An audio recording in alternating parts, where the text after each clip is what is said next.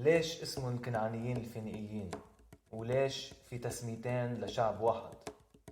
تنقدر نجاوب وبعيدا عن الخرافات والخبريات الموروثة، ما إلك إلا تلحق الأصول التاريخية على أنواعها لتقدري تستلخصي خبرية منطقية وأكيد متماسكة مع نفسها. بيتبين من خلال المصادر إنه ما كان في تسمية موحدة بتدل على الكنعانيين الفينيقيين، بس اللي فيه خبرك إياه إنه بغالب الأحيان اللفظتين تم استعمالهم ليدلوا على شعب واحد.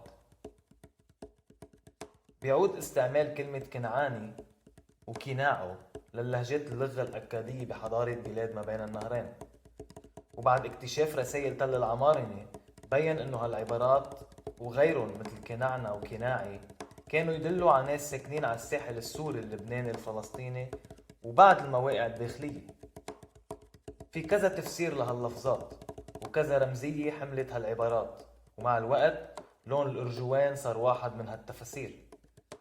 بالألف الثالث والثاني قبل الميلاد كانت غالبية اللفظات المشتقة من لفظة كنع تتفسر كأرض منخفضة، انخفاض، شجر النخيل، لون الأرجوان.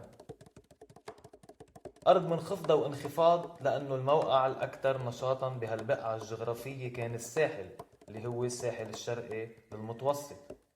أما شجر النخيل ولون الأرجوان بكفي بس تطلع على لون البلح المستوي لتعرف التشابه، وأكيد لأنه كان في شجر نخيل على الساحل ومش ذات نوع الشجر النخيل الأجنبي اللي منشوفه اليوم ببيروت. نسبة للكتاب المقدس حملت الأرض اسم كنعان، كنعان ابن حام، حام ابن نوح، نوح صاحب السفينة. أما عبارة فينيقيا ظهرت أكثر بالألف الأول قبل الميلاد، تحديدا من المصادر الكلاسيكية. تسمية استعملوها اليونانيين ليدلوا على نفس الموقع، وسموا تجار الكنعانيين اللي وصلوا على بلاد الإغريق تقريبا بالقرن العاشر قبل الميلاد باسم فينيقية. فينيقيا من فينيكس، وتفسيرها: واحد شجرة النخيل، اثنين لون الأرجوان. شجرة النخيل والبلح المستوي مشي حالهم، أما لون الأرجوان هو لون الصبغة اللي كانوا سكان سور أول ما استخرجها من الصفد وصنعها وبلش يتاجر فيها، إلى أن امتدت تجارة هالصبغة تقريبا على كل الساحل اللي بيمتد من أرواد سوريا من ناحية الشمال لعكا فلسطين من ناحية الجنوب. هومر الشاعر الإغريقي المشهور استعمل عبارة فينيكس بكذا مطرح، مرات ليجيب سيرة النخيل ومرات ليجيب سيرة لون الأرجوان. أما خبرية طير الفينيق هي قصة أسطورية لطير فيه لون الأرجوان بس ما له دخل بفينيقيا، إنما بيعود للأساطير الإغريقية، وحتى كمان المؤرخ الإغريقي هيرودوتوس بينسبه للمصاروي. فإذا فينا نستنتج إنه كلمة كنعانيين كانت ظاهرة بالمصادر أكثر خلال الألف الثالث والثاني قبل الميلاد، للإشارة على سكان الساحل السوري اللبناني الفلسطيني ومع بعض المواقع الداخلية.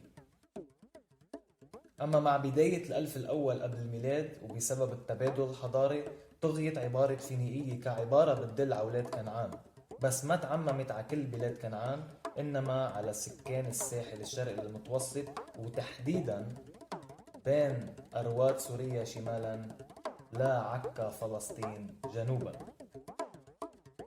يذكر المؤرخ اليوناني هيرودوتوس انه الفينيقية اللي معناتها شعب الأرجوان كان اسمهم هيك لأنه بشرتهم كانت تضلها مدبوغة بهالصبغة اللي بيشتغلوا على استخراجها وتصنيعها، فإذا فينيقيا هي لون صبغة الأرجوان وفينيقية هي شعب الأرجوان.